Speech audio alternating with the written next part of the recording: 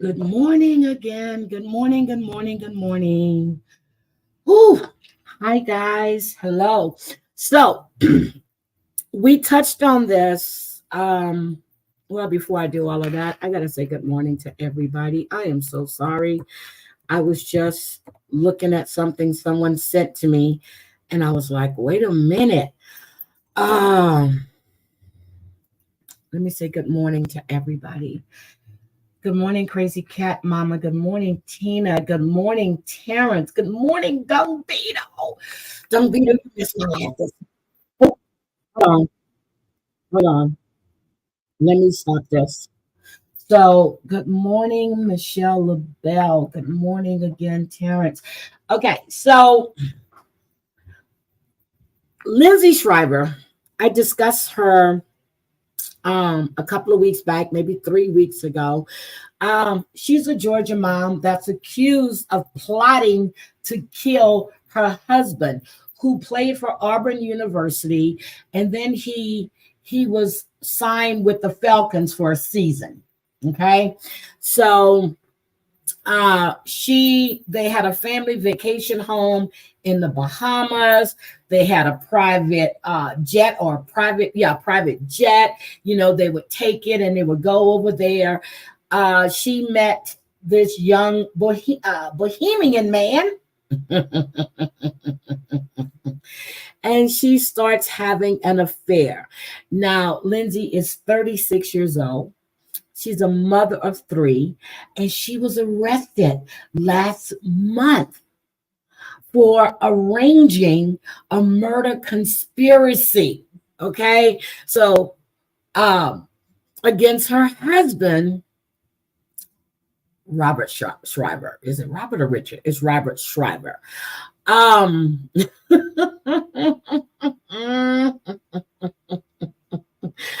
not laughing, but these white women are crazy. Okay, black women will divorce you and take your shit.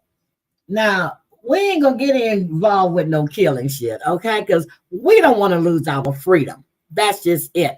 So her lover's name is Terrence Bethel. He's 28. She's 36. She was a prom queen.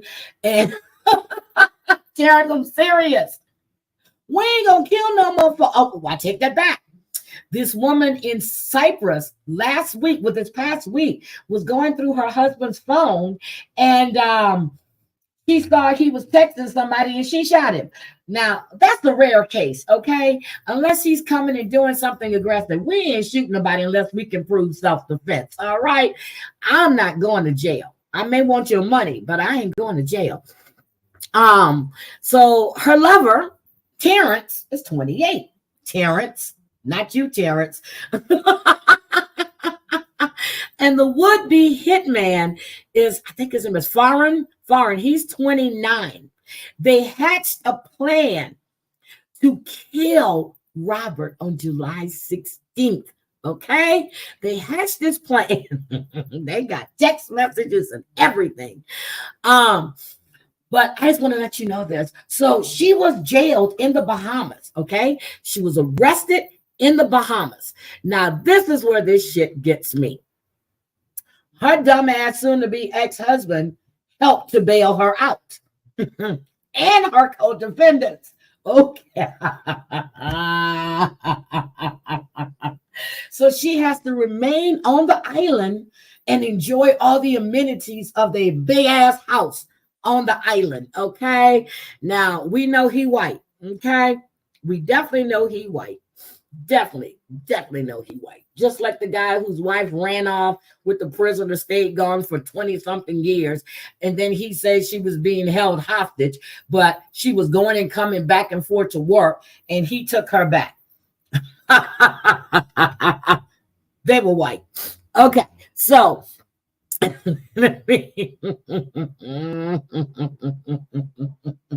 so I think it's between July and it was like 6 or 7 911 calls from her, from him. So we're going to listen to these 911 calls. Okay. This shit only here This shit is crazy. Let me get this 911 shit going. Hold on. So just remember, she's privileged. His family is rich. She married into a rich ass family. And then she met this hot bohemian young man. And she wanted that. I guess he laid it down. He laid it down. Yes, Terrence, that's another type of crazy. Really crazy. Let me blow this up. Okay. There is Robert. There is Lindsay. Look how happy they are. Look at that. They have everything going for them. Let me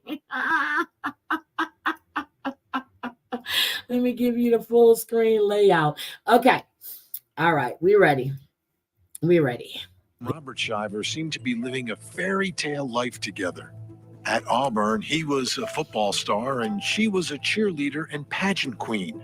They got married, started a family, and had 3 wonderful boys. They lived in a sprawling mansion in Thomasville, Georgia, and flew a private jet to their vacation home in the Bahamas. Life was good. Then Robert allegedly caught Lindsay having an affair with a bartender from Grabber's Bar in the Bahamas. He filed for divorce. She filed for divorce, but they continued to live together, and 911 calls were made to the police. Then on July 16th, she allegedly sent a message with her boyfriend to another. Okay, hold on. So, you see the boyfriend, right? See the boyfriend? Look at the eyes. Look at him. Look. Look at the teeth the husband paid for. Look at that. And she just gorgeous, beautiful. Let's go. Man to have Robert killed. She's out on bond in the Bahamas, and tonight we examine the relationship, the breakup, and the blow-ups as we listen to 911 calls and take a look at the body cam video when police arrive as we try to figure out what went wrong in paradise.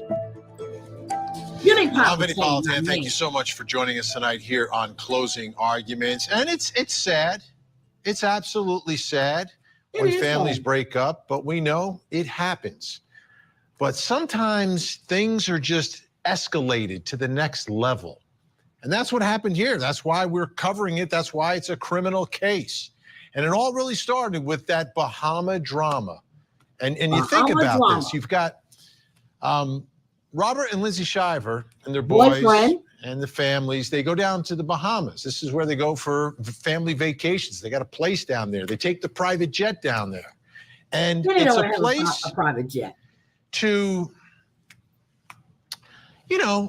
family time, right? This is like you get away from the hustle and bustle of every day so you can spend more time with each other.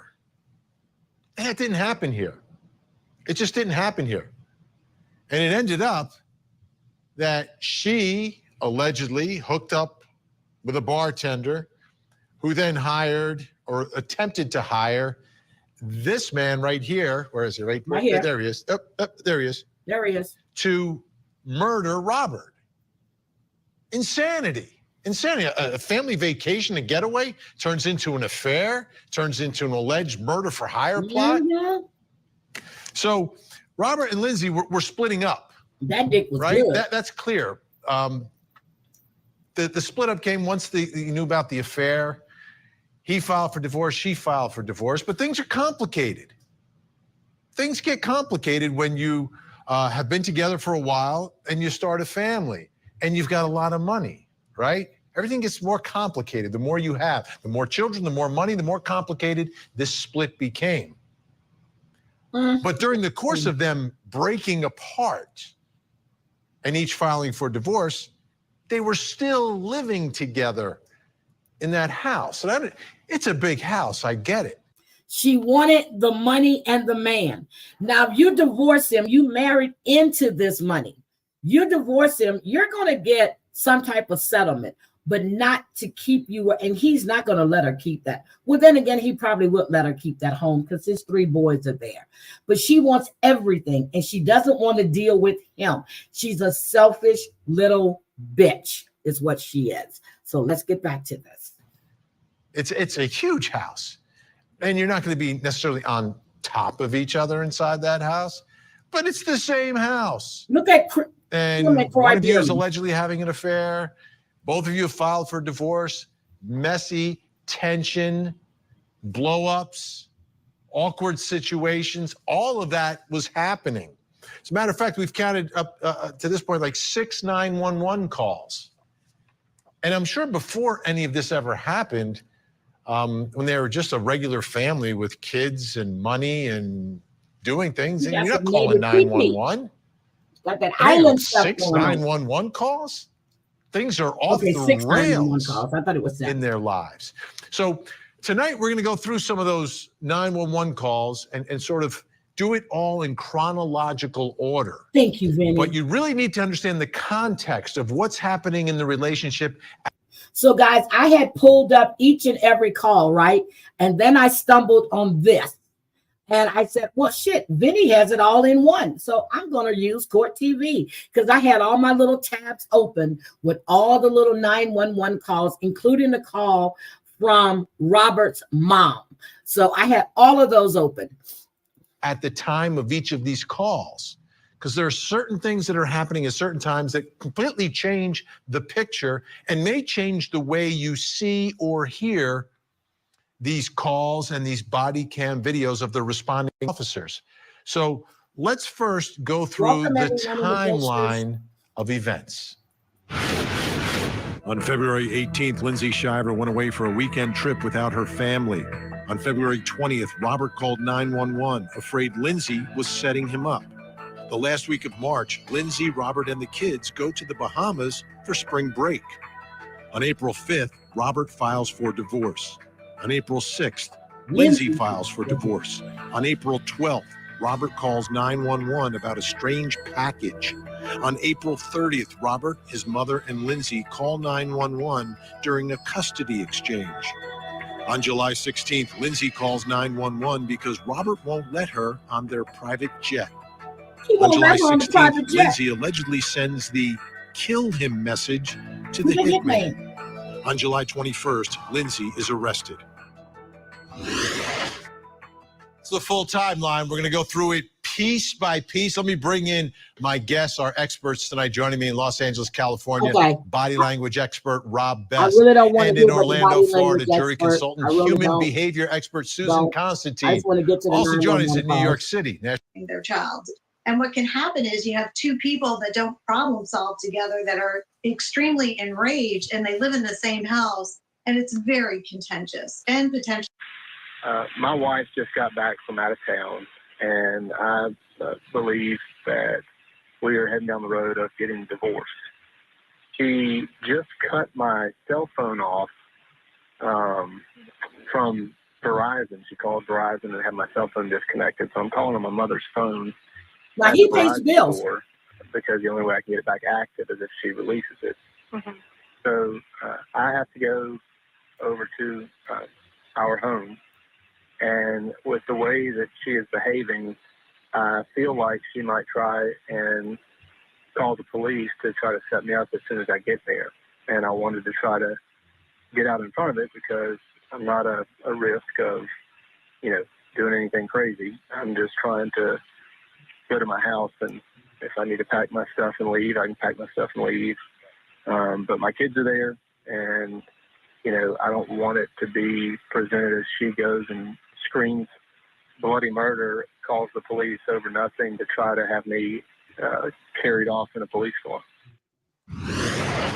All right, Susan Constantine, I'll begin with you. What do you hear in his voice in making this call? I mean, to me, he sounds relatively calm, but to me, it's clear there's problems in this marriage. He's even saying that. But what are you hearing from Robert Shriver in that call? His voice is very calm. But the thing that's not even so much that his tonality that I'm hearing, it's just that he's trying to set up documentation, beginning that process of when he is at the home, he wants to make sure that the officers are there so that something doesn't escalate and they can document that there's not going to be any sort of confrontation between the two of them.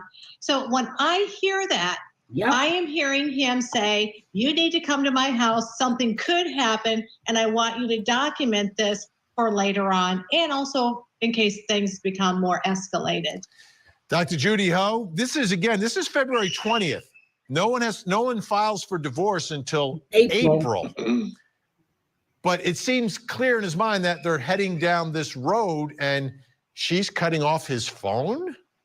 He has no job. Vinny, it's so interesting because on the one hand, you listen to this call and without context, you might actually even think this is somebody who sounds maybe overly suspicious or even a bit paranoid about this person who might become his ex-wife soon.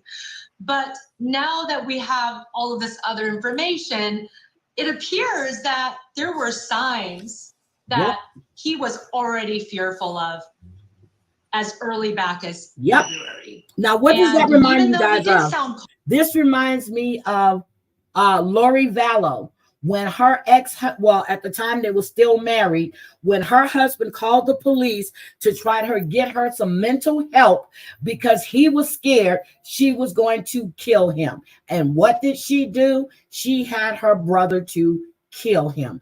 This is what this story reminds me of, except for she went on to kill her 2 kids too, and her lover's wife, and then tried to get her niece's husband knocked off, and so forth and so on. Here we go. Calm in the call.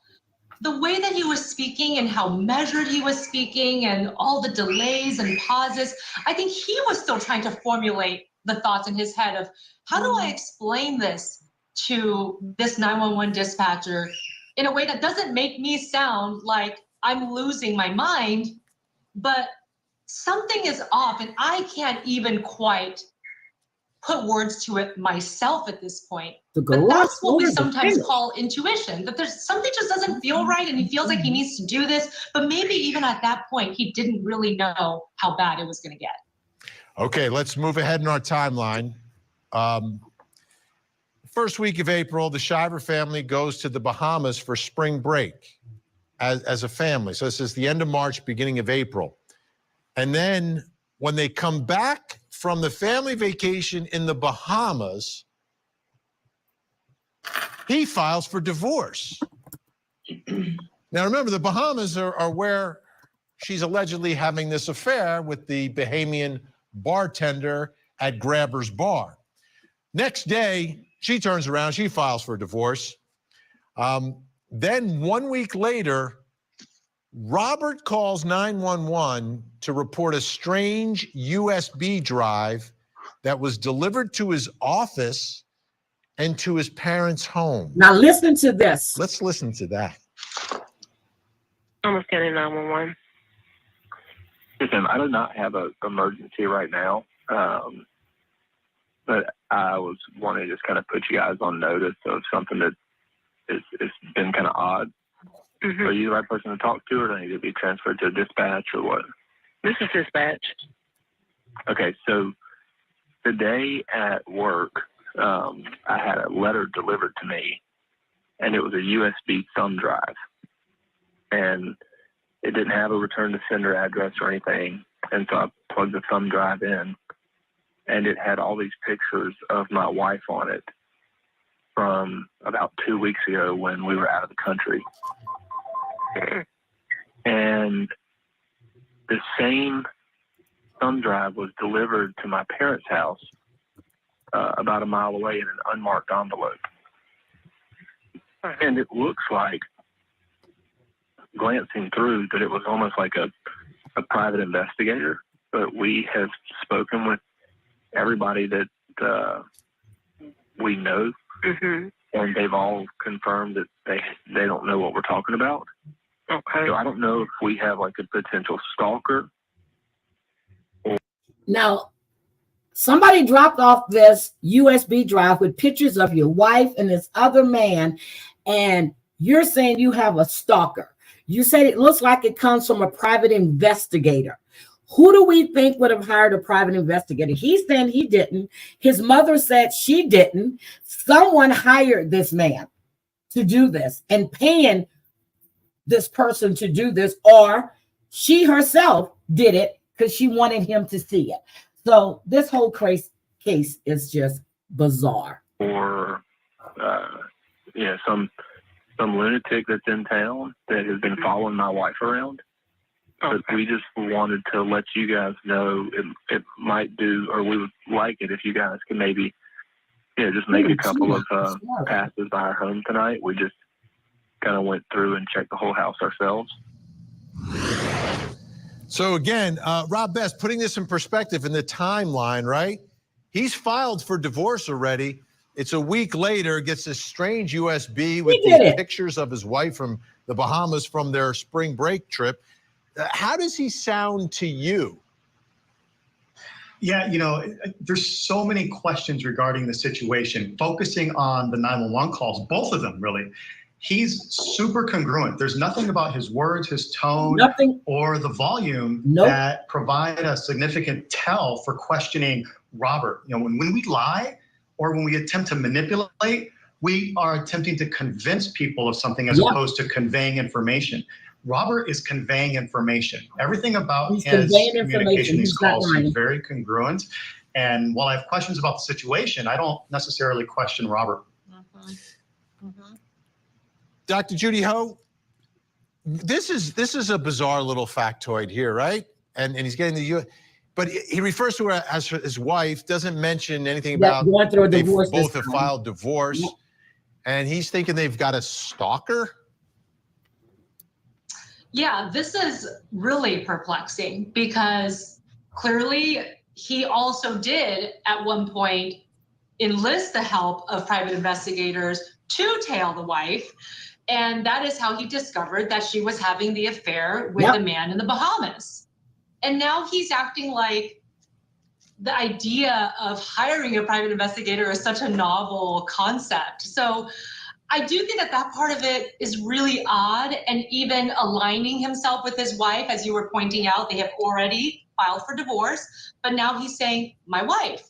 And that is different from the earlier call that you played, Vinny, where he said, months before actually they filed, they're headed for divorce. Heading towards divorce, right? And so later on, he's basically saying, this is my ally, this is my family, this is my wife. So it's really, really hard to understand what he was trying to accomplish in this call, and if it was completely and truly innocent.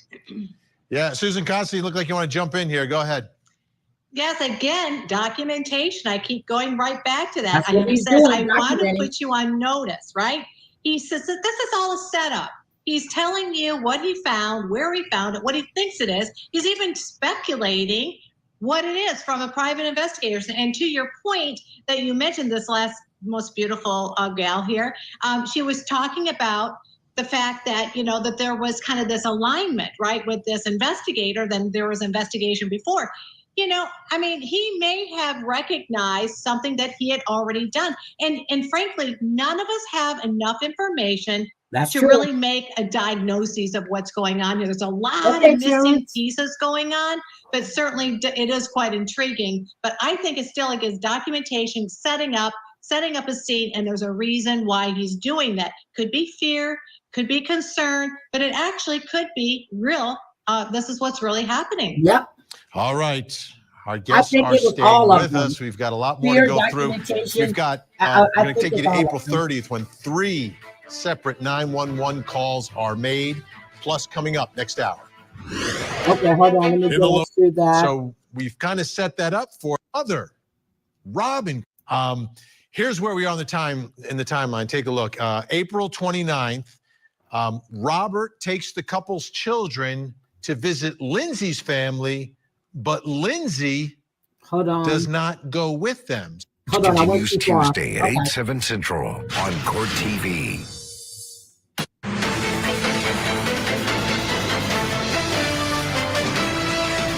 Okay, now on. There was 3 separate calls in this one. I'm in the middle. I just got off the phone with my divorce attorney. I'm in the middle of a divorce right now, and my kids are being withheld from me. So they're going to my mother-in-law's house who has 0 rights. So I was hoping that I could have assistance at her house when I pull up to get my kids. Who has custody? So there's Lindsay Shriver. Now things are getting, a little more tense, right? Now we're talking about the custody of the kids. Where are they going to be? They're in the middle of the divorce. Here's where we are in the timeline. Take a look. April 29th, Robert takes the couple's children to visit Lindsay's family, but Lindsay does not go with them. So it's Robert and the kids going to see Lindsay's parents. The next day, when Robert and the kids return to Thomasville, Georgia, Lindsay, as you heard there, calls 911 saying her children are being withheld from her. Robert's mother, Robin, calls 911 saying Lindsay is following her car and is concerned because she's armed. Robert calls 911 and explains the children are with him and claims Lindsay is unstable. So we've kind of set that up for you. So you're going to hear Lindsay first, then Robert's mother, then Robert. Let's take a listen. What's your name again? Lindsay Shriver. And the kids have been gone all weekend, and my husband just texted me that was the new plan. But he told you. I won't answer the phone. So who has custody of them? We both do. We haven't gotten that far to a hearing or anything. They've been gone out of town all weekend, and we're in Wiggum 2 minutes ago heading to the house, and then I get the message that now his mother's going to have them, and I'm not okay with that. He's trying to protect his kids. Custody? 46 Thomas. I'm relocating to a compliance location at BP West. In the divorce. He just had my kids with my family all weekend, and I respected that. I didn't go up there with my family. On the way back this morning, they were in Wiggum 30 minutes ago. 23 They were headed home, and then I get the message that he's dropping them with his parents, who have no right. What's the problem there? We've got a daughter-in-law who's going through a divorce, and she's following me right now. And I know she does have a pistol possibly in her car, and she is threatening that we will not get to see her kids because my son is on his way back from having been out of town with the kids. Okay, is your call at that location right now? She's on my tail following me right now. And what is her name, ma'am? Lindsay Shriver. S-E-Y? S-A-Y. What kind of vehicle is she in? She's not well. It's a Escalade. It's a black Escalade with black windows, and we're on Congress Boulevard passing the college right now. And her mother told me to call y'all because they've talked to her, and they said she is really crazy. She's not well, and she's on, I don't know what kind of drug. Her mother, Lindsay's mother, told them to call and try to get her to a hospital. How old is she, ma'am? She's 35. There's Robert's mom, husband, myself, we're all like, you've got to go get some help. You've got to go get some help. You're mental. And she denies it. And then she left the kids this week and went down to the Bahamas. She could have gotten hold of some drugs down there that everybody thinks. Okay, so did you hear that, right? She left and went down to the Bahamas. He took the kids to visit her parents. She never said that when she was talking to the police. Not once did she say she was in the Bahamas. She said she chose not to go out of respect. She's full of shit. She's definitely on, but we can't prove it unless we get a hair sample. So if we could get a hair sample and y'all send it off, or she could get checked out by a doctor right now, they might find out more that she's been doing these last 4 days in the Bahamas by herself. That's Lindsay.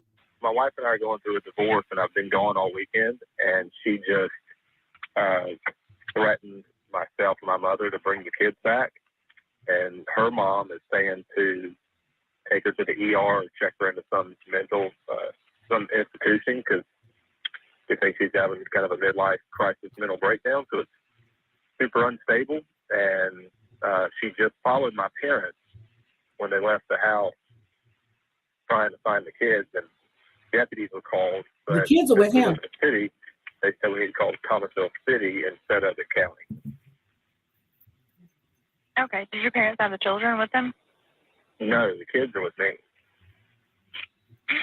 Okay. Hey, what's the wife's name? Lindsay, Lindsay. Shriver's last name, Shid as in Victor, ER. What's your name? Robert. And you said you made contact with the deputies who told you to call TV? No. When she was following my parents and sister, they called the police because she was following them. And they stopped her, but they said there wasn't really anything that they could do. And then so now my parents are at a friend's house, and it looks like I've got a tracker on my wife's car. It looks like she's at Publix.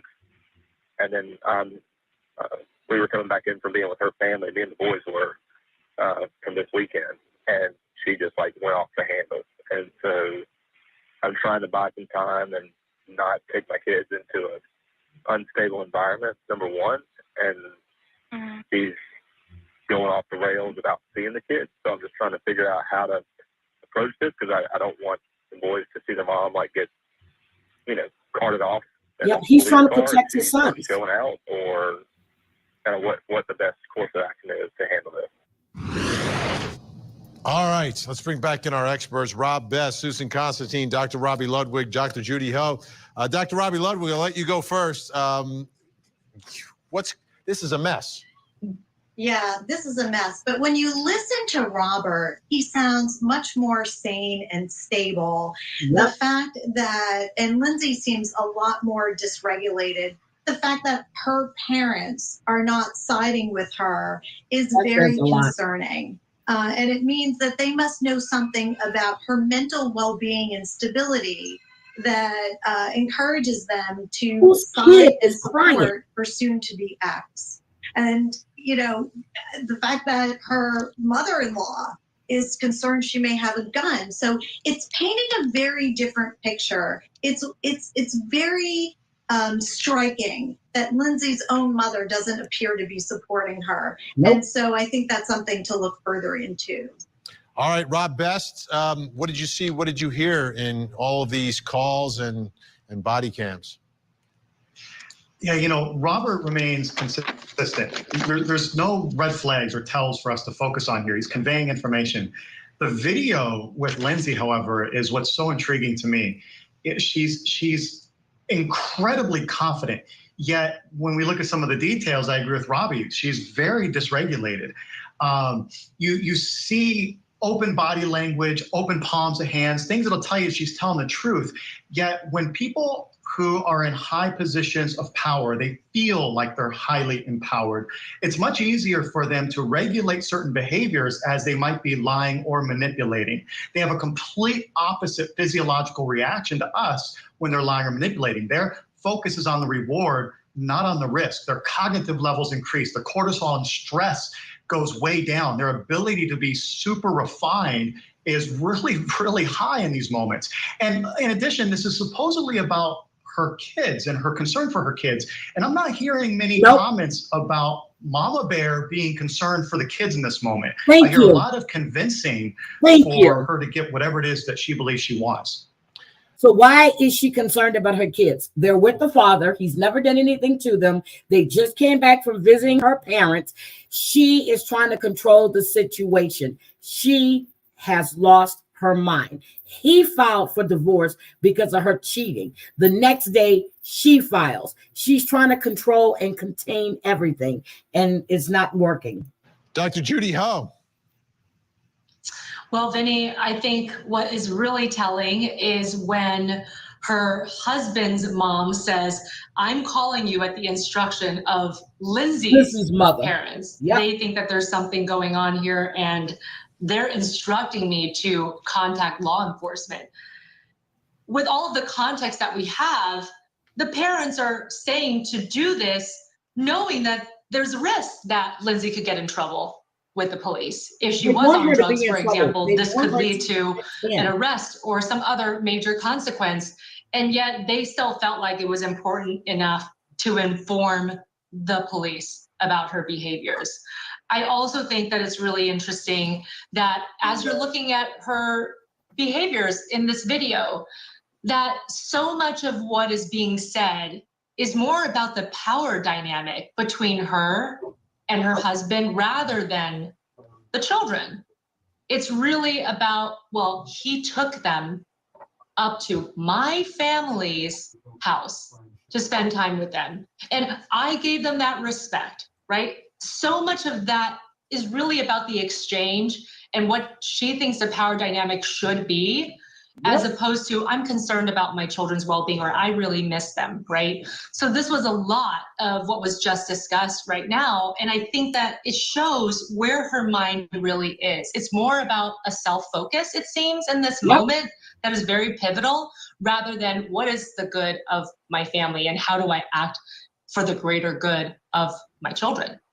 Susan Constantine, what did you see? What did you hear? He's still alive. Yeah, so I'm going to kind of go a little bit off to another area. And it's like, I don't understand why the cops were even called. Because this is a civil matter. This is not a criminal matter to begin with. There's no supplemental agreement. There's no court order. Both parents have equal rights to their children. There is no one that has any more power over the other one. The fact that we got a grandmother who's very concerned, I get it. In these high contagious types of relationships, you're going to see this bantering going back and forth, especially when you've got high stakes. So what I'm seeing is a lot of talk and a lot of jibber jabber. And quite frankly, the cops are not their parenting coordinators, okay? So I think this should be taken up with their attorneys. And this is what they keep doing. Everybody's pointing fingers at everybody. Okay, that's them being released from prison. Now, I'm going to disagree with her here. The grandmother had every right to call. She said the woman was following her and she has a pistol, or she believes she has a pistol in her vehicle because she's probably always carried a pistol in that vehicle. So the grandmother did have a right to call. And then with her parents or her mother instructing the mother-in-law to call, she had every right to call. She was in fear for her safety.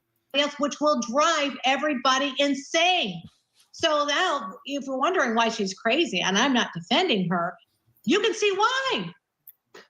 Yeah, and you can see why I didn't go into family law as well. All right, all our guests are going to stay with us. When we come back, we're going to talk about a crucial day. It's July 16th. We've got some body camera video. There's 911 calls made, obviously. But something else happens that day that could be the key to the criminal case against Lindsay. I love Lindsay. that new nail polish.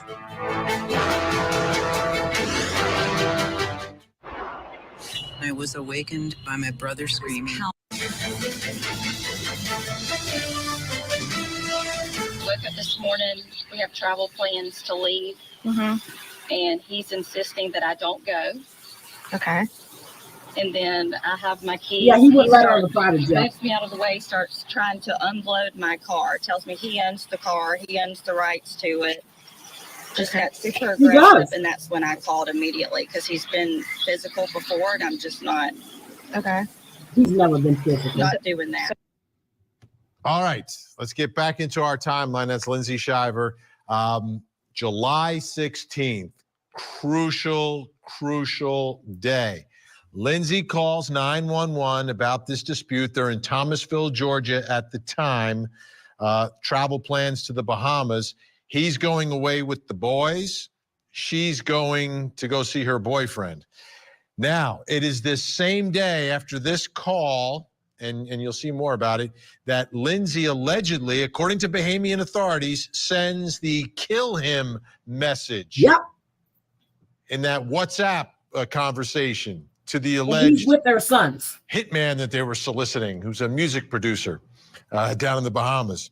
5 days later, Lindsay gets arrested in the Bahamas. So this day, July 16th, this is the day when the alleged message is sent to put a hit on her husband. So let's take a look at some more of the body cam video from that day. Here the officer is speaking with Robert. I believe you'll see Lindsay in the background. So for the last 3 weeks, maybe longer, she's had her couples trip planned with her boyfriend to go to Key West. Okay, but she just said you're going. That was to Key West. I'm taking my kids, my 3 boys, to the Bahamas this month. Our kids. Our kids. yesterday, she sent a message saying that she's going to change her plans and now get on the airplane with me and the kids to go to the Bahamas. But I'm too, And by when the we way. land, she's going to go to her boyfriend. Elsewhere. And me and the kids are going to our house. And I told her I'm not supporting that. And you're not getting on the airplane. That can mess with the kids' heads. And it's just something we're not going to do. Yep. Okay, remember, this is the day that apparently at some point later in this day, she sends that kill him message to put a hit out on Robert. That's what she's in trouble for down in the Bahamas. Those are the allegations. Let's bring back in our guests, Rob Best, Susan Constantine, Dr. Robbie Ludwig, Dr. Judy Ho. Dr. Judy Ho, I'll start with you on this one. This is the crucial day.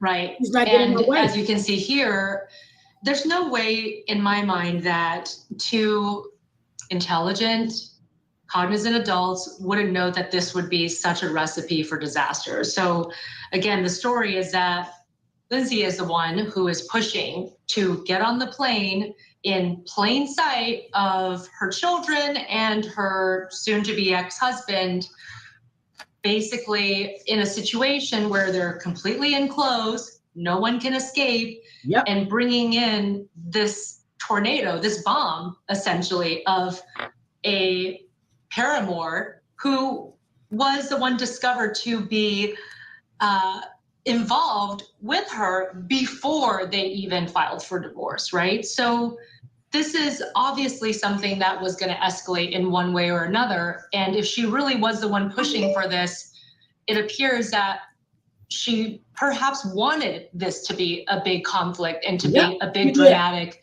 setting rather than, again, as we were just saying in this last segment, is she really thinking about her kids, what they might. Notice she said he had been abusive before. No reports about any abuse going on. She's not getting her way. Why are you trying to involve your kids in the middle of a divorce, getting on a plane only to leave them when you get to the Bahamas to go spend time with some man? Get the fuck out of here. Might be feeling in this scenario and pushing to get on this plane instead of finding some other way to get to the Bahamas. Susan Constantine, your thoughts? Yeah, when I watch, I like to watch their body language too, and watching the dynamics between the two of them, there's a lot of distance between them. But when we look at Lindsay, right, she's got 1 foot on the step, she's got 1 foot on the ground, she's got her hand on her hip, and she's very agitated and annoyed. We look at her husband. He's very relaxed, right? I mean, he doesn't look like he's got a care in the world. He's still very modulated in his voice tone, inflection, all that kind of stuff. So there's not a high conflict. But there certainly is a big power struggle going on, especially we keep seeing this calling on each other. Then we've got the petition and then we got the counter petition. So the two of them are in a power struggle, and you can see that that's what's going on in this case. Dr. Robbie Ludwig, this was the day. This is the day she allegedly sends the kill him message. Mm-hmm. Well, I think we can see that Lindsay is very angry with her husband, and she appears to be a blamer. So we can see that she's very miserable. Perhaps she's blaming disappointments that she has about her life and blaming her husband for all of these problems. And I think what we're seeing is she doesn't seem to have an observing ego to look at herself, to look at the ways in which she may be provoking her husband right now, or creating her own misery or her own self-destruction. So we see a little bit of it in this video. If she did send a kill him message and she wasn't joking, again, kind of this idea of I can outsource people to do my dirty work, and then my issues will be resolved. It's this faulty thinking that happens a lot with intimate partner homicides. I kill my husband or I kill my wife and my problems are gone. And as we know, it never works like that. No, we see the trials on Court TV. Rob Best. It works out for us, but not for them. Not for them. Rob, what did you see in this exchange? Because again, this is the day where the investigators down in the Bahamas say this WhatsApp message was sent. Yeah, it's interesting, Vinny. You know, there's so many details here we can point out. I'm aligned with Susan on two of the biggest dynamics that are occurring here. Number one, this dance of proximity that's that's called proxemics. There's these 4 zones, and 18 inches is that intimate zone, and the widest zone is the public zone, anything over 12 feet. What's interesting is when you feel stress or anxiety, the perception of proximity is 4 times different. So she might be 20 feet away from him, but she feels like she's 5 feet away. Hence, you see a lot of these nonverbal cues that might be tells for some additional uncertainty and stress and anxiety. The other piece with Robert here is in his levels of comfort and confidence, it's what we call the upside down triangle. You see where his feet are closer together, and he's got his right arm over the truck, and his left hand here is more active. This upside down triangle is what you might think of like a top. You can spin a top, and those tops you can easily push over. In human behavior, when you have a stance that's like a top, that's communicating that you've got a high level of vulnerability and you're okay with it. Hence, he has no concern that she may take this alleged action to put this hit out to kill him, nor would he even have his back to her. His back's, if he had so much distrust that something this significant might be coming, there's no way he would be standing in this upside down triangle, nor would he have his back to her. What incredible insight tonight from everyone. I'm so glad you all were able to join us. Rob Best, Susan Constantine, Dr. Robbie Ludwig, and Dr. Judy Ho. Thank you so much. We'll see you again really, really soon. Okay, so that is that case. So what do you think, guys? Seriously, what do you think is going on here? He bailed her out. He helped to bail her out. She ordered someone to kill him, and she bailed. He helped to bail her out. Is that for his kids' sake, or is that? But she can't come back to Kentucky. I mean, to North Carolina. She has to stay in the Bahamas with this man. So they were all released on the same day. She ordered him to be paid because what? He wouldn't let her on the private jet. She wants the money. She wants the kids. She wants the house. She does. Well, I don't think she wants the kids. She wants the money. She wants the house. She wants the private jet. She doesn't want to be bothered with him anymore. And her bond was set at $100,000, and she has to wear an ankle monitor. Now, you hire a record producer or from whatever he was to commit the hit. Good morning, Life with Mommy. Good morning. But this is what I wanted to show you guys too. So I've been following. Hold on. Let me stop. This is a disgusting case. This man ended the existence of 3 mothers. And he's trying to get a commutation hearing. You know, he wants to commute his sentence. He thinks he served enough time. This ticked me off. So hold on, let me get this. I'm gonna drop this in the chat. This is where the video is from. And let me share my screen with you. I've been watching all of these.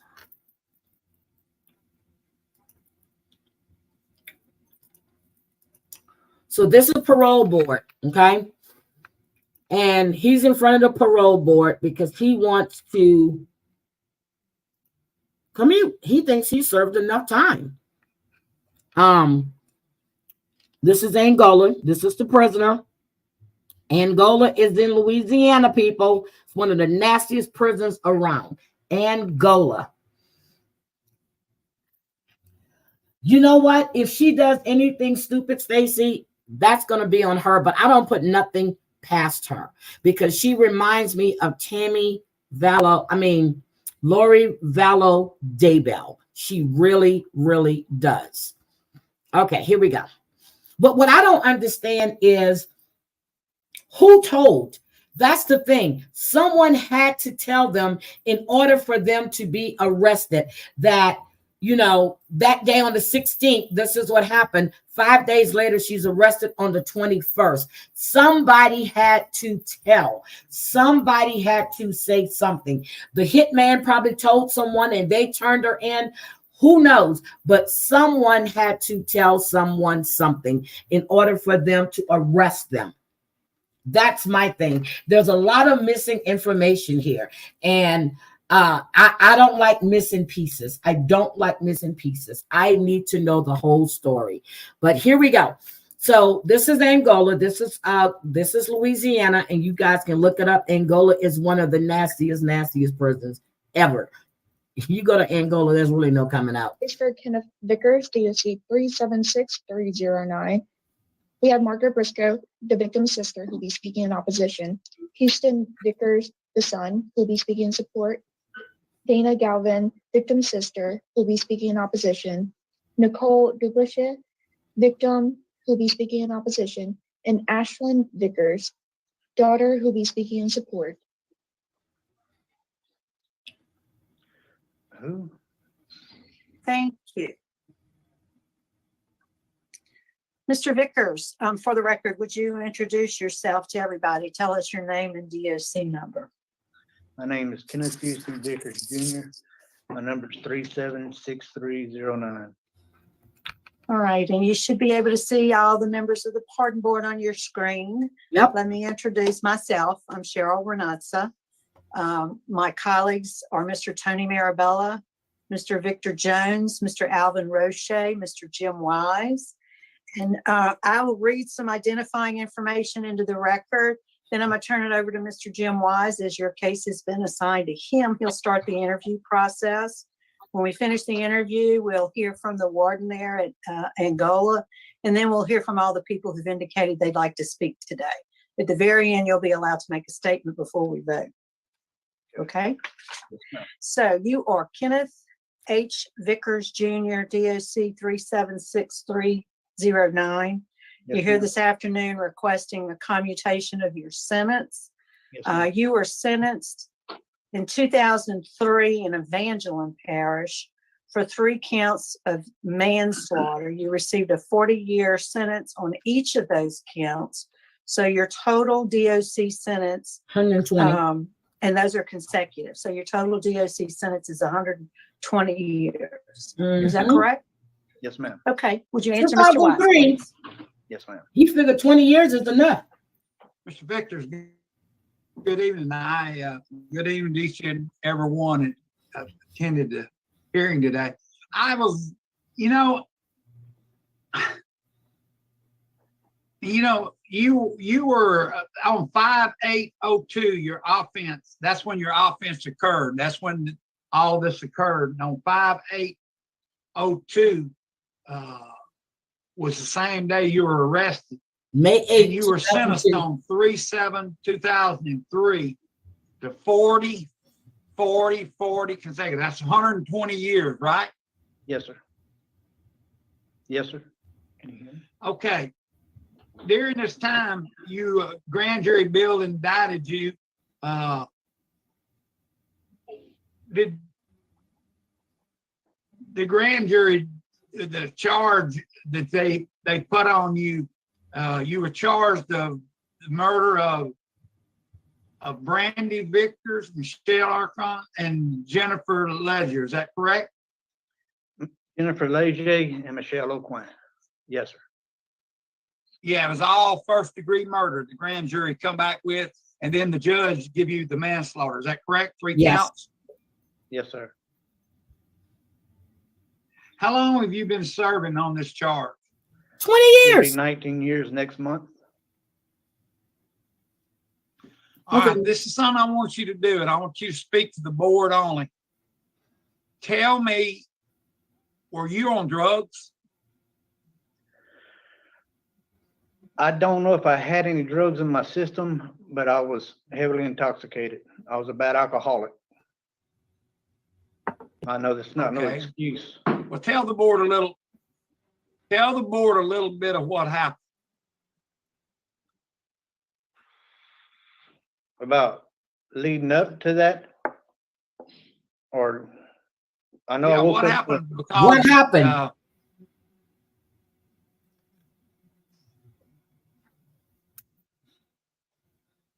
Tell me what happened because you killing these 3 ladies.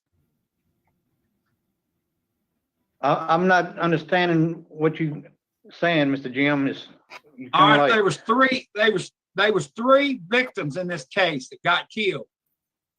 Yes, sir. What was the reason for this? There shouldn't have been a reason.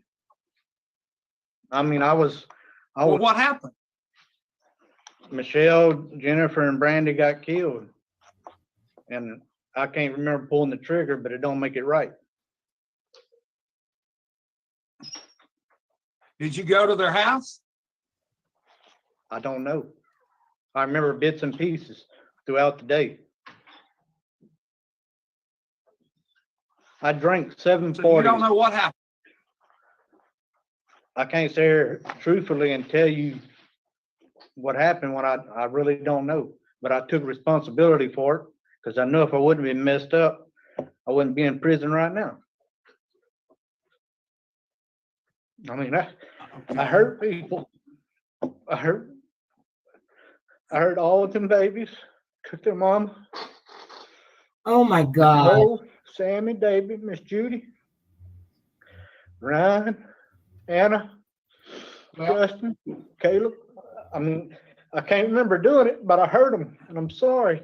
He can't remember doing it. There was a 27-year-old, 34-year-old, and a 31-year-old. Did they have children? He just That's what I said was that. talking about. Each one of them? Well, Michelle had Justin, Caleb, and Ryan, and her brother was Michael. And Jennifer had Anna. And then my wife had our 3 kids. Hello, house to the no. Well, you don't know why you went over there or what happened? All I know is I was in a bad state of mind. Bullshit. I'm sorry, bullshit. When I was 3, I'm trying to ask you straight up if you knew of anything that happened or the reason why these victims got killed. That's all I asked. I don't know how to explain that, Miss Jim, when I can't remember. I've found out stuff after David's trial that I didn't know.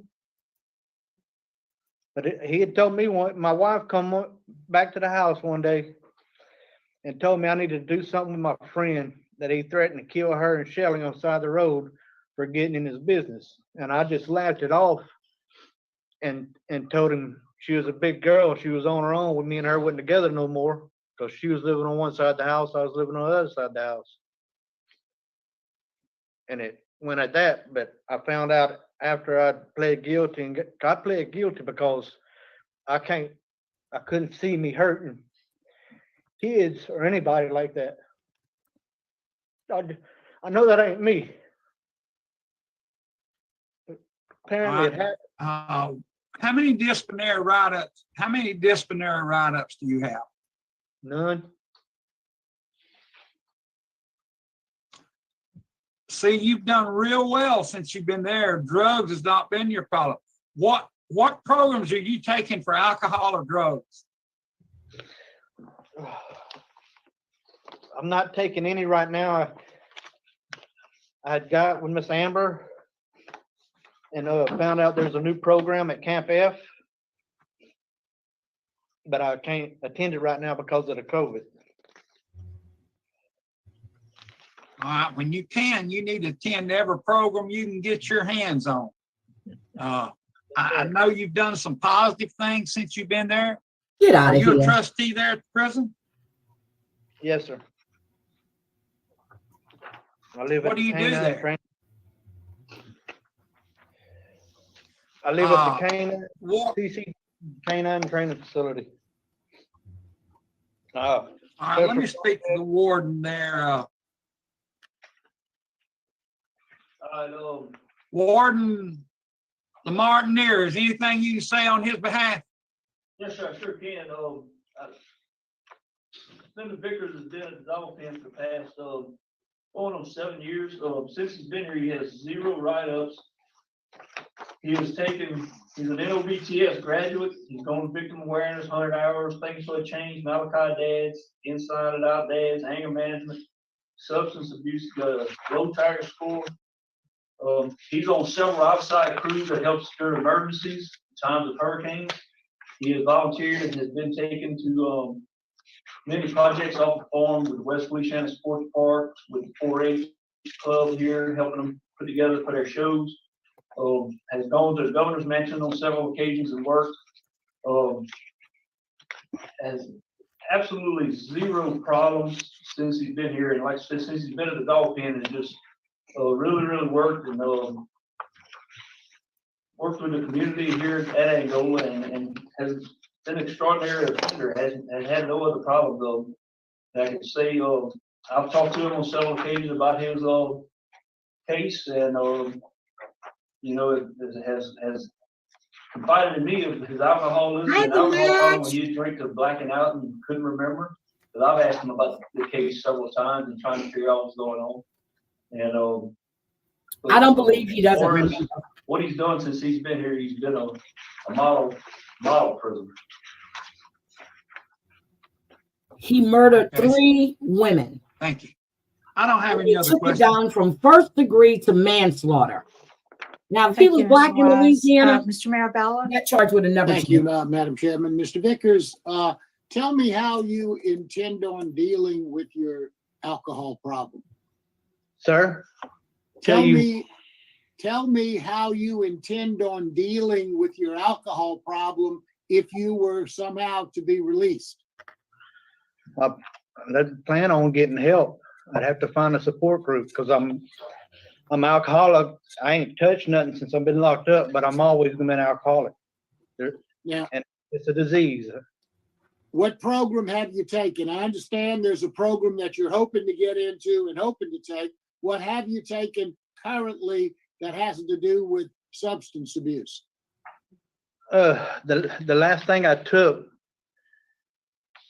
the living imbalance. All right. Mm-hmm. And I think what did you learn? What did you learn? Ooh, there's more ways to cope with life than just turning to the bottle. And I know what made me turn. What? Sir? What?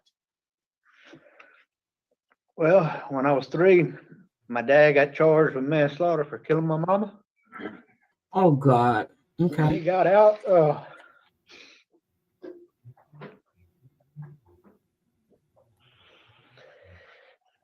He had a stroke riding a motorcycle, and me and my 2 sisters and my grandpa got in the back of the truck.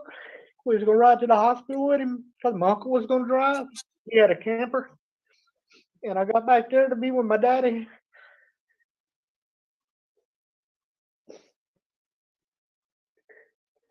And my grandma made me get out. And about 35 minutes later, we got a call saying that my 2 sisters had got killed. And then a week later, my grandpa died. And so I grew up without my mama and really without my daddy because we were disconnected, because I felt so much hate for him in my heart. It was like a disease that just ate away at me. And then my cousin Kurt. Okay, this pisses me off when I heard all of this, because you went through all of this tragedy in your life, but you took the lives of 3 women. 3 women, and you're going to put those kids through what you went through. Get the fuck out of here. He took me under his wing, and I was feeling a sense of normalcy. And then he got killed.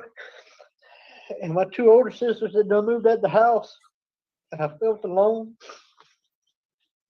Well, that certainly is a lot of tragedy, and I certainly sympathize.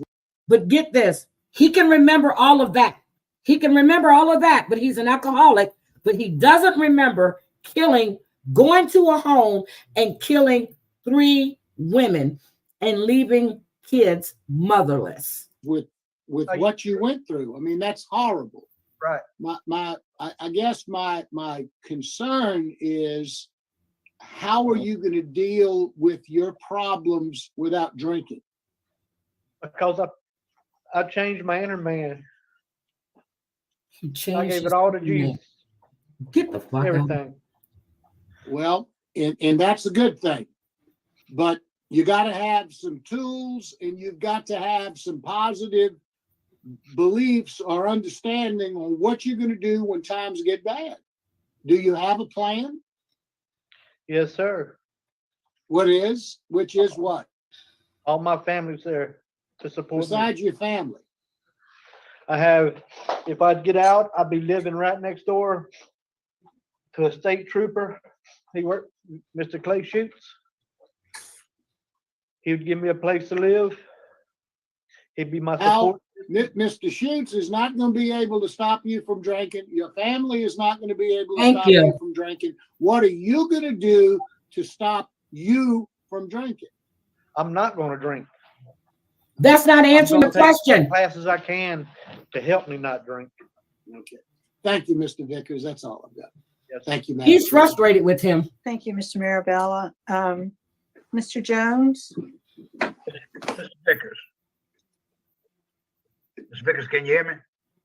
A little bit. It goes in and out. Can you hear me now? Yes, sir. The 3 victims, how long had you known these people? I've known Michelle from about maybe 9th to 10th grade. And You can remember all of that, but he can't remember killing them. I knew Jennifer when they first moved to Louisiana. I think we were both 15. And then my wife, I knew her probably since she's about 13. Okay. Okay, and now how long you and your wife have been married? I think 10 years. 10 years, and how long had you all been separated when this crime occurred? I'm not for sure. Now you blame this incident on alcohol. No, sir, I don't blame nothing on alcohol. It's me. If I wouldn't have drank, I didn't drink responsible, and I became alcoholic. What was going on, Vickers? What was going on the day of or the day before that even something like this would even cross your mind to do? What was going on? I'd been wanting to kill myself. I was in a dark place. It's just Kill like yourself, but you killed 3 people. I don't know, all my hurt and everything was just like I didn't need to be on this earth. Okay, you're in a dark place with yourself, but how about the victims? Where do they fit into that? I mean, me and Brandy was split up, and I was upset with her. She went and got she got custody of our babies, and I was upset with her. And as far as Jennifer and Michelle, my 2 sisters I told you I lost, that's the 2 girls that always filled their place for me. I love them. But and you can't explain what would be in the back of your mind to take their lives. All I know is I wanted to kill myself. But you killed 3 people. Hi, Crazy Cat Mama. Have you ever dealt with any mental issues, evaluations prior to this? Did you ever go get help? Nope. I went for drinking a couple times. Nope. But all I was doing was just pulling the wool over their eyes and my eyes too. Told them I wasn't gonna drink no more. I think his son left. And then they released me. Tragedy, all the tragedy and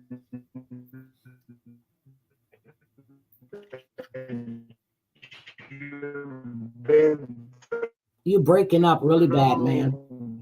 in life, which is a lot. So you never reached out to try to get counseling or anything on your own? I think I'm losing him, Madam Chairman. Yeah, you're breaking up a Can little you bit. hear me? I can hear you, but you're breaking up. I don't have any other questions. I'll just leave it there.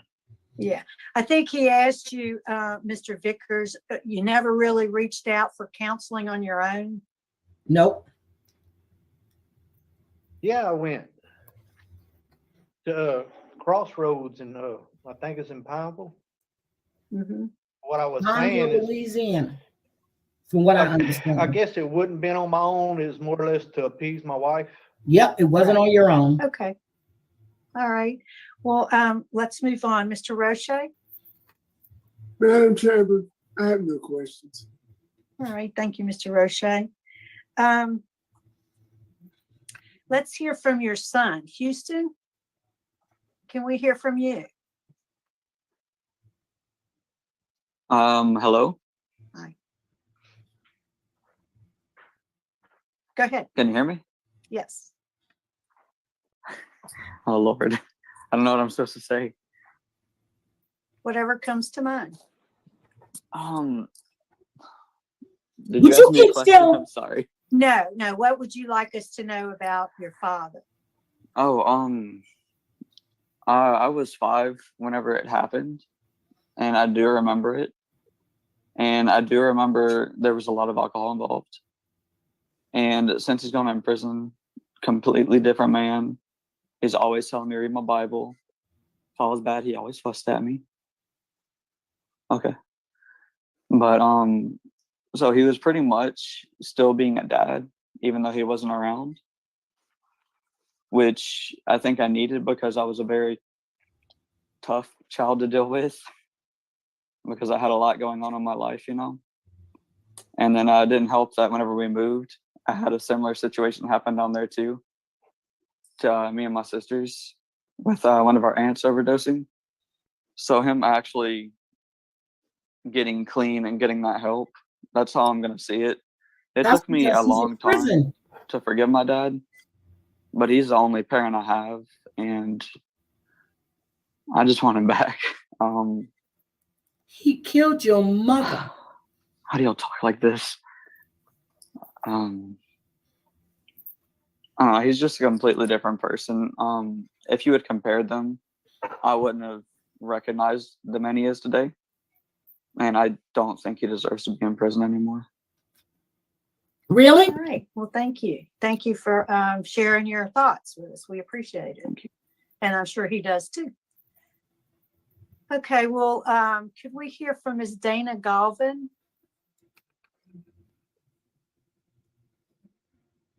Hi. I did write a letter. I did email it to y'all. I'm not sure if y'all got it. Yes, we did. We have it. I may skip through some because I do realize that it went from a victim impact statement to basically a survivor's impact story. Sure. Yeah, we do have it.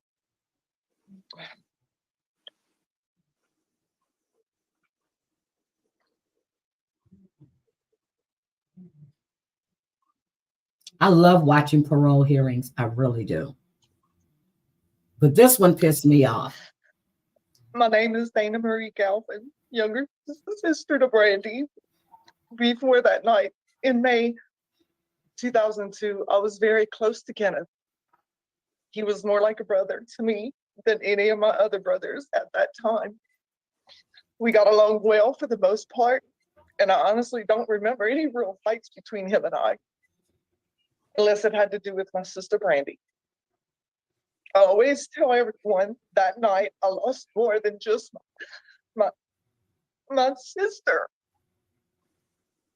Facts about my sister: she was very short and petite, but wasn't afraid of anything at all.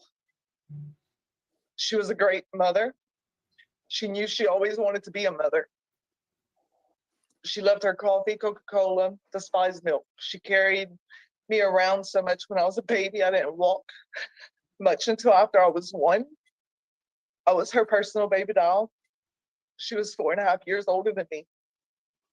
She always announced my pregnancies before I could. And she knew Kenneth was going to kill her. Yeah. I had a hard time forcing myself to sit and write this. It's the reason it's come last minute to y'all. I knew what it would entail. I knew I had to revisit a lot of pain and emotion that I thought I had already dealt with and stored away, thinking this day would never come. However, here we are, less than 20 of his 120-year sentence, wondering what is actually going on, how and why. To tell you how that night has impacted me, my family, our lives, is overbearing, to say the least. It's the night of the murders. I remember everything very vividly. Laying in bed, waiting for my then boyfriend to get out of the shower when his sister hands me the phone. It was Wayne, the man that raised us. He said he did it. He killed her. Honestly, my mind went straight to my mom, thinking her husband killed her, but Wayne corrected me, saying, no, Dana, Kenneth killed Brandy. I screamed very loudly. On the way there, I screamed at my boyfriend to go, to drive. I wanted to get there because I didn't believe that she was dead. She couldn't have been dead. I even forced him to pass the sheriff's department I heard car. this twice. When I got there, it was very chaotic. I jumped out of my boyfriend's truck. I saw his 2 daughters standing in the front at his dad's house. They were covered with blood splatter on their nightgowns. I couldn't hardly understand anything they were saying. I ran to the house, fought with the cops, trying to get in to go, help my sister. The paramedics decided I needed a shot.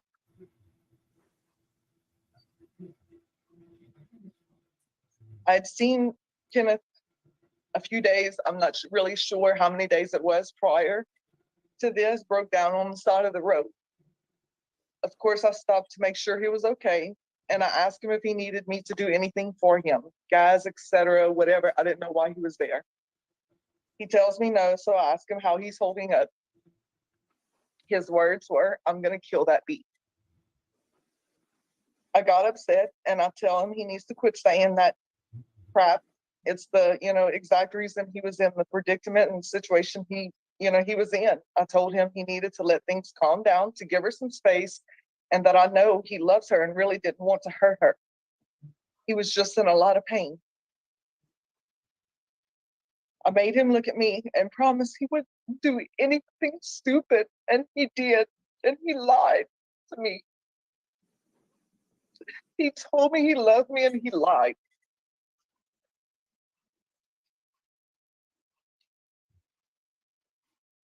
While the ambulance was giving me a shot to calm me down, I looked and my youngest brother, Keith, had gotten past the cops while they were tending to me.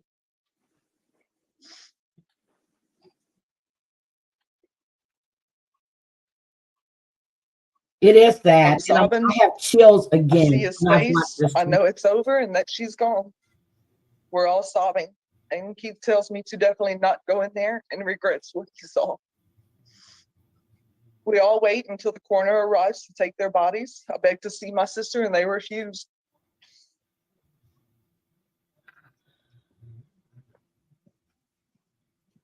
Just when the coroner was about to leave, they asked us who Jennifer was or asked about her address. I'm not exactly sure. I was very confused, but I either confirmed or confirmed her address or told them who Jennifer was. We grabbed the girls, and I honestly can't remember if my brothers went at Houston or if I went with them. I don't remember much after that. I know we gathered at Wayne's. I took the gowns off the girls and I made sure to bag them. I sat and I tried to listen to everything they said, and I let them cry, and I let them lay on me, and I let them just express whatever they needed to. There was a lot of blur after that, no sleep. I was 5 months pregnant. I ended up almost losing the baby, but I did not. I had to go to the doctor to get on sedatives while I was 5 months pregnant because I could not deal. I was already not in a good place in my life. And this it made it so much worse. I was mad at the world. When my son was born, I decided to give him up for adoption. I couldn't do it. Mentally, I couldn't do it. This woman has I lied to my family and I lost him. Because I didn't want to face them. Everybody was hurting so bad. Nobody. None of us were okay. None of us. The truth came out. And of course, they started ugly things about me, saying, I sold him. I don't know why they said that. There was absolutely no money. I had no car, nothing. Certain family members were angry with me because I didn't come to them or keep them in the family, but how could I? Nobody was okay. At this point, a lot of nightmares start. In my dreams, I'm there. Kenneth gets there, and either I kill him in the dream or he kills me. Miss Galvin, we'll need you to wrap it up for us. We're running out of time. Yeah.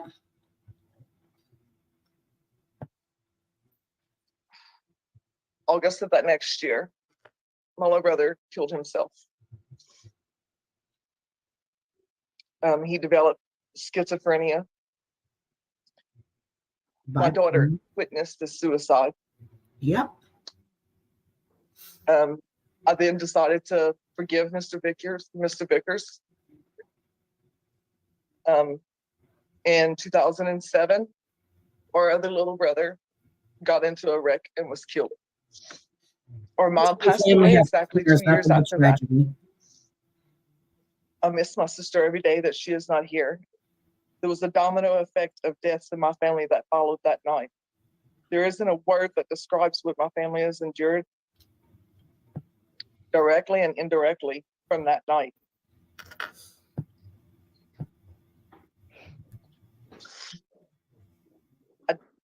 I do realize his kids want him out. And I've never, ever told his kids to hate him. In fact, one of his oldest daughter, who I'm very close with, did hate him for a long time. And I preached to her several times, that it was her father and it was okay to forgive him because I had, and it was a huge release. And Kenneth knows I've forgiven him. Okay. I want you to hear the other lady's story because I felt very betrayed. And I will never be okay with his release until he can tell me everything that happened that night. I was blamed for several things.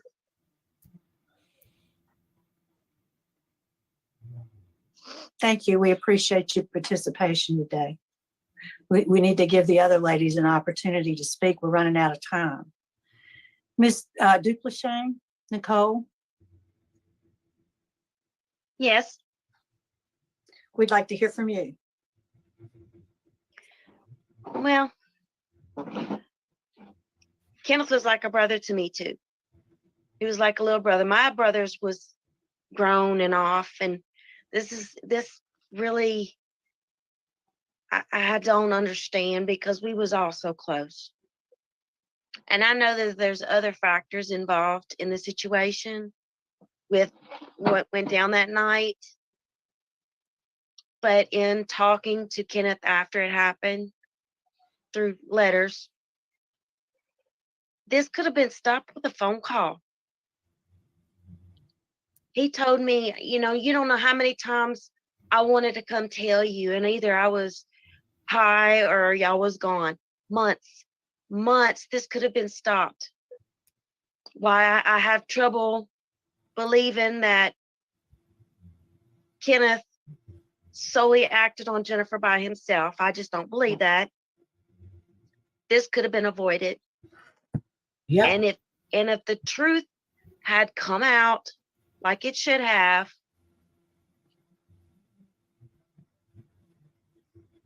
this could have turned out different.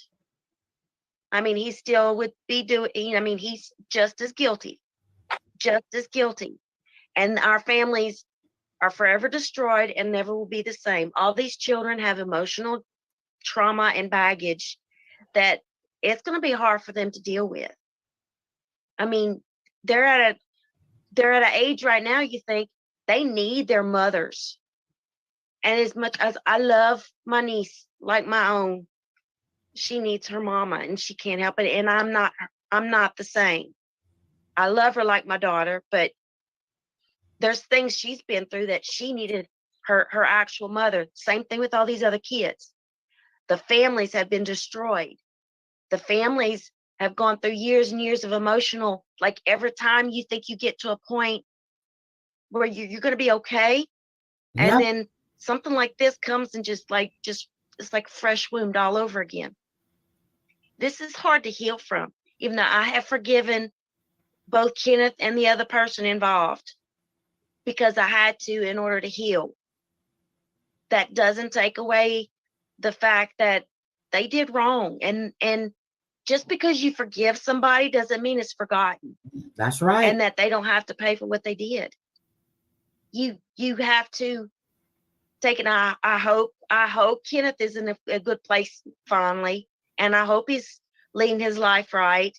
And I hope he's right with God, like he says he is, you know. That doesn't take away the fact that he did a horrific thing and he needs to be held accountable. I love him like a brother, and this pained me. I mean, devastation is an understatement. Love him, forgive him. You still have to pay for what you did. You know?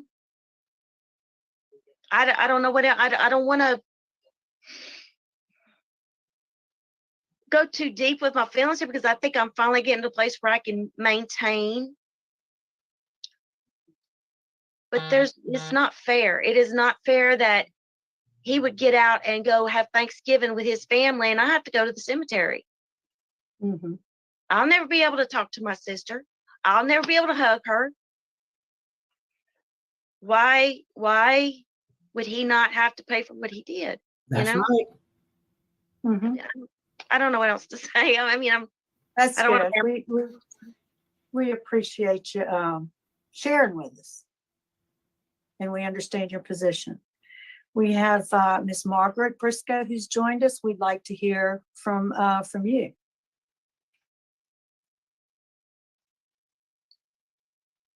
You're on mute, I'm Margaret. sorry, you're on mute. You'll have to unmute your microphone. Sorry about that. Okay. Good afternoon. Yes. My name is Margaret Briscoe, and I am the oldest sister to Michelle Okran, and one of the three victims murdered. I was asked by my family and friends to speak on behalf at this hearing and convey that we are in opposition to the pardon of Kenneth Vickers Jr. I looked up the definition of what pardon is, the actual definition of, and it's the action of forgiving or being forgiven for an error or offense. I believe that this is way beyond an error or offense. Thank you. I do not know the family, did not know anything about them. I never had heard of his name until the night of the murder. So I really have no knowledge of their family, only rumors of the family. And I just think that it's an injustice to the memory of these three women that we have to stand before you on this Zoom call and plead that the murderer of our loved ones remains behind bars and that he completes his sentence and serves the sentence that was given to him by a judge in the court of law. Exactly. Michelle did not get her chance in life to be a daughter to my mother, never got a chance to be an aunt to my children, Heather and Josh, or a great aunt to my grandchildren. She would never see the fine young men that her three boys have grown into. Her oldest son, Ryan, did not get the chance to have his mother meet the person he chose to spend the rest of his life with and be at their wedding to celebrate their love. She never witnessed that her youngest son, Justin, became a police officer and dedicated his life to protect and serve others and prevent exactly this type of events that he witnessed firsthand by Kenneth Vickers Jr. because yes, he was there during the horrific murder of his mother while he stood there at the young age of 3 and watched his mother be shot not once but twice by Kenneth Vickers Jr. Yep. Stand there terrified until authorities showed up. There is so much Michelle has missed out on, and so much we, her family and friends, have missed out on by her no longer being with us. It changed the course of all of our lives, and he should not be afforded release from prison under no circumstances. No circumstances. I was told secondhand information that he's a changed man, and I feel that that's a good thing if he is changed, that he should stay right where he is in prison among his fellow inmates, his peers, and he can use his newfound knowledge and changes to try and help people of his kind behind bars and not outlive in a society with the rest of the world that we choose to be law-abiding citizens and we choose not to be criminals and we choose not to get angry and murder others. I believe that those 3 murders were premeditated, related to the facts that he had a plan made out in advance, that what he was going to do. He told people multiple times of what he was planning on doing. He arrived at 2 separate houses and fatally shot 3 women. He borrowed a gun beforehand, and he was angry because of a recent separation from his wife and being a restraining order was served on him, and that Michelle and Jennifer were witnesses to the judge to get the restraining order against him because his wife did feel threatened by him, as well as the judge knew that he was a threat to his wife. He pulled the trigger 4 times at 2 different locations in front of the children, and then left those children behind with their dead mothers before them. And I cannot believe that survivors have to convince a panel of professional individuals on why this man who killed 3 women and now say he doesn't remember, he should not be able to use the excuse of alcohol, drugs, a crap hood, or any of his other excuses, a pending divorce, a separation. We all have issues in our lives, but we choose to do the right thing. That's right. And where is 19 years even being considered that is a debt to society that he has paid? That's less than a little more than 6 years per victim that he has served so far. And I think he should stay behind bars the 120 years, which I know that's not feasible, but he should be behind prison for the same amount of time our 3 loved ones, Michelle, Jennifer, and Brandy, will remain in their graves forever. He should remain behind bars forever as well. Yep. These proceedings have caused all of us to have to relive the tragic events that happened to our loved ones in May of 2002. And what little justice we believed in was that Kenneth Vickers Jr. received life in prison, and was as hard as it was, and a long time it has taken all of us to somewhat put their murders in our past and try to relive on we had with Michelle as a daughter, a mother, a sister, and an aunt. But instead, the past has been dredged up and brought to our immediate attention on the pending anniversary of their deaths. Once again, we are forced to relive their horrific deaths and try to put into words good enough to convince you as to why this monster, Kenneth Vickers Jr., a cold-blooded killer, should never be released back into society. Exactly. I hope I have succeeded, as well as the other ones, to convince you that you make the right and just decision so that Kenneth Vickers remains right where he is in prison for the rest of his life. After all, Michelle, Jennifer, and Brandy have no choice as to where they will remain. I would consider it to be cruel and an unusual punishment placed upon us, their survivors, if you, the members of the pardon panel, choose to release him back into society. We have no alternative to believe that the justice system's failed us if he is released. That is Thank all. you, Ms. Briscoe. Thank you. Well We stated. appreciate you sharing that with us. Kenneth, is there something you'd like to say to the board? I'm sorry that y'all had to meet me like this. You're not sorry for what you sorry did. To my victims' family members, I know I can never bring them back. Fake. All I can do is ask for your forgiveness. But I know forgiveness is a process, and it took me forever to forgive my daddy. There you And go I back to hated yourself. people from New Orleans especially taxi cab drivers, because that's who ran over my sisters. And I built that hate up in me, and it just ate and ate and ate. And I beg of y'all's forgiveness. Please don't let hatred eat y'all up. Please. You need to And stay. I'm not asking to get out. I know I haven't done enough time. There wouldn't. You what are this is asking to all get about. out. I wanted to get right here and tell each one of my family members, each one of their family members, how sorry I am. I never met Michelle's oldest sister. I didn't even know she had an older sister. And I'm sorry.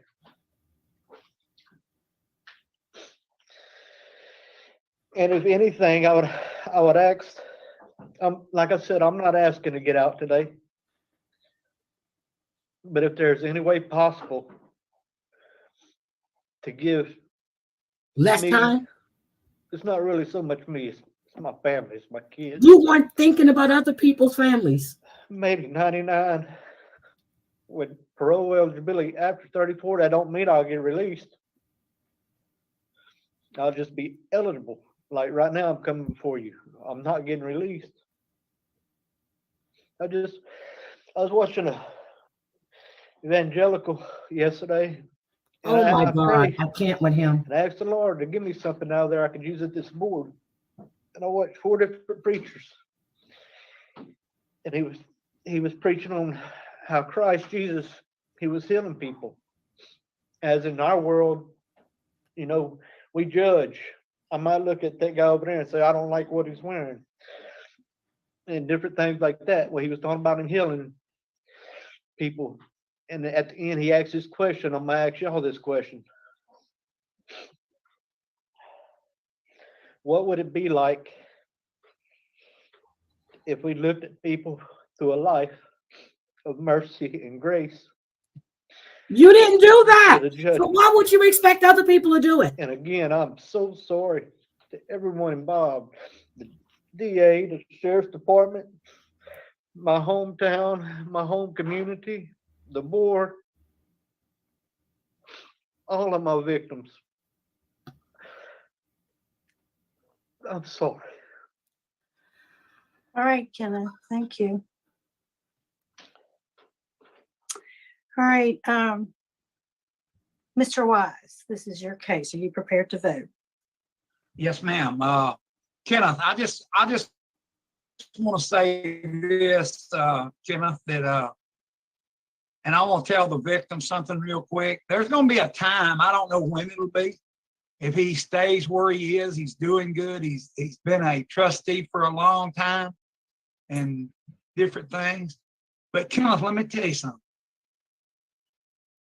You haven't done but about 15 or 20% of your sentence. Yep. And today I'm going to be denying you because of strong victims opposition, law enforcement opposition, and also sufficient time that you serve.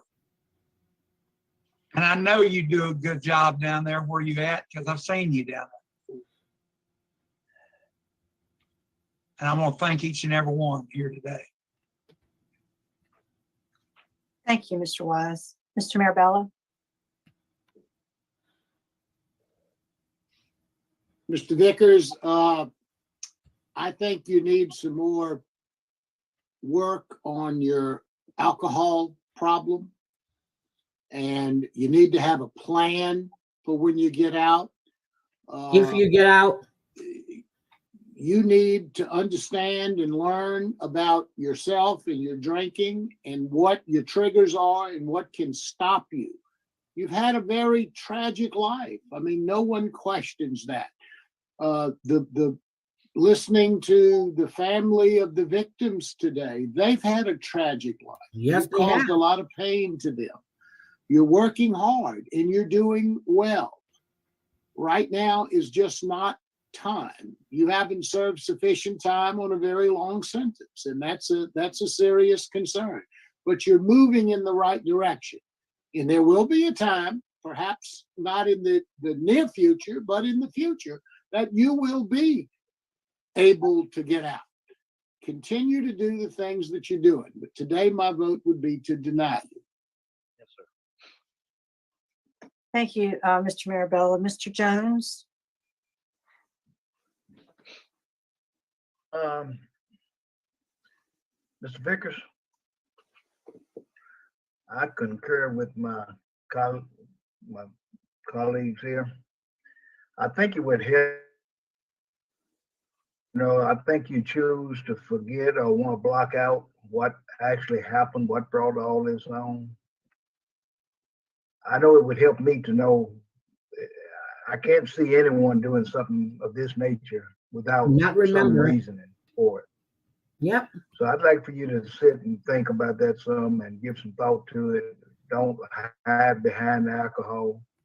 But anyway, my vote today is going to be to deny for the same reason misstated. Thank you, Mr. Jones. Mr. Roche? Thank you, Madam Chairman. Mr. Vickers, my decision is going to be the same thing, simply because you have multiple victims opposed. You have the entire legal community opposed. You've only served 15% of your sentence. The judge would not have ordered your 3 counts of manslaughter to run consecutively if he didn't think it was a serious crime. And if you would take advice from an old guy, the strategy in which you use today will never work. Yep. I forgot. I don't know what happened. Yep. The strategy you use. Thank you. With me sitting on the panel. You need to make up your mind, be forthcoming, to be truthful, because nobody, and I think you commented that you had 740s. And I know what 740s are, because I'm old enough. And you murdered 2 individuals, then you rode all the way from Evangeline Parish to Allen Parish to kill the 3rd victim. So you remember. If you were completely out of it, you would never made it to Allen Parish. Thank you. You know exactly what happened. And when you come to terms with that, maybe next time you can be truthful. Madam Chairman? Thank you, Mr. Roche. He was lying. So you've received 4 unfavorable votes today, Mr. Vickers. So the outcome of today's proceedings is that your application for clemency has been denied. I have to apologize. I failed to recognize Ashlyn Vickers, who wanted to speak, but at this time, we've finished our proceedings. So I do apologize that I didn't call on her and recognize her. She did want to speak, I believe, in your behalf. I think that concludes our business at Angola this afternoon. There we go. Thanks, everybody, for your He has been participation. denied, Thank you, and Morgan that's what Moore. he needed to be denied. So if you go to Zoom, you can get all of these parole hearings, and he needs to be exactly where he is at. There is one that's really bad.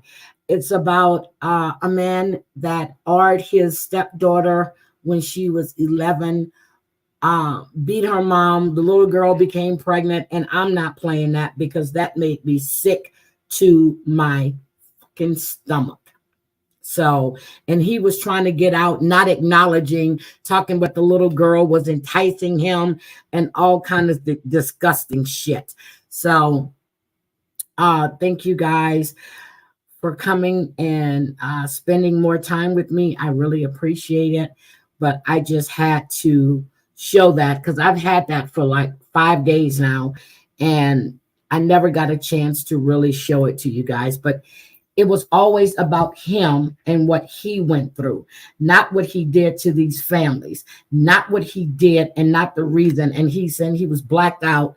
But when I heard him talking about how long he's known, he can remember all of that, but you can't remember. And me being from Louisiana, I know how far these parishes are apart from each other. So you had the wherewithal to drive to someone else's home After you killed 2 people, you went someplace else and killed this other lady, all because there was a witness for her when she went in front of the judge to get what a constable, the magistrate, to get the restraining order against you. So I didn't believe anything he had to say. He was trying to manipulate that board to make them feel sorry for the tragedies he's experienced in his life, not thinking about what he did when he killed these women in front of their children.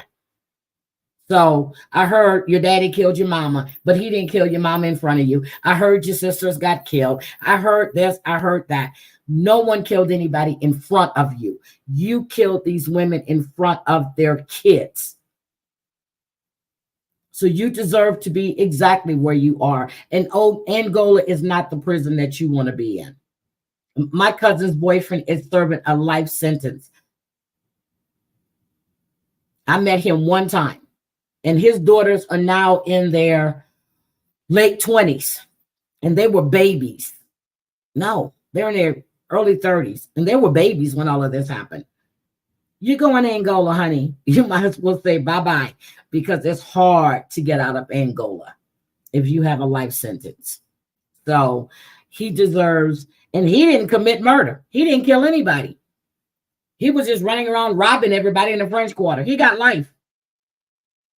So I feel no sympathy for him. And for his son to be up there, I understand he wants his daddy out and he's a changed man and everything else. But you were 5 years old when this man killed your mother, and you were right there and you remember everything. I wouldn't want to associate myself with anybody like that. And that includes my own father. I'm sorry. I just couldn't do it. So again, thank you guys for joining me. And this is, these are my thoughts. Please leave me a comment. Let me know, what did you think? Let me know what you think about Lindsay Shriver and what she was up to. Let me know what you think about this parole hearing. And there's a lot of good parole hearings out there that I've watched, but I'm not going to put anything on about this man and what he did to that little girl. I just can't. That just turned my stomach. But thank you everyone for being here. I'm going to start my Saturday. I'm going to get ready to get out of here and go do some more stuff so I don't have to move and I can thank you, Life with Mommy. I really appreciate that. I will be back on my main channel tomorrow morning. I think I might go to trash talking because this is not going to be a good live tomorrow. But I will see you guys tomorrow. Be safe out there. And if I don't see you guys tomorrow, if you're not in chat, have a great, great, great Labor Day weekend. Love you guys. Bye.